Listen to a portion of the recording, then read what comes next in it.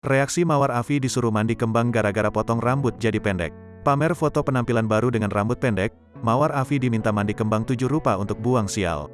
Nama Mawar Afi sempat menjadi perbincangan usai membongkar perselingkuhan mantan suami Steno Ricardo dengan babysitter anaknya.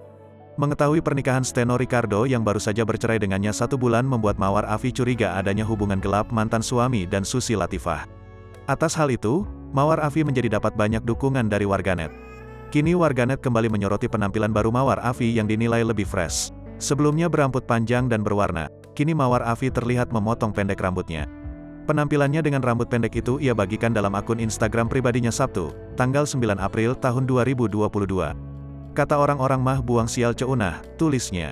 Unggahan penampilan baru Mawar Afi itu sontak dibanjiri komentar warganet. Salah satu komentar yang ikut ditanggapi oleh Mawar Afi adalah yang menyuruhnya mandi kembang. Melihat komentar itu, Mawar Afi menanggapinya dengan tertawa. Penampilan barunya ini juga turut dipuji oleh warganet dan dinilai semakin cantik dan fresh.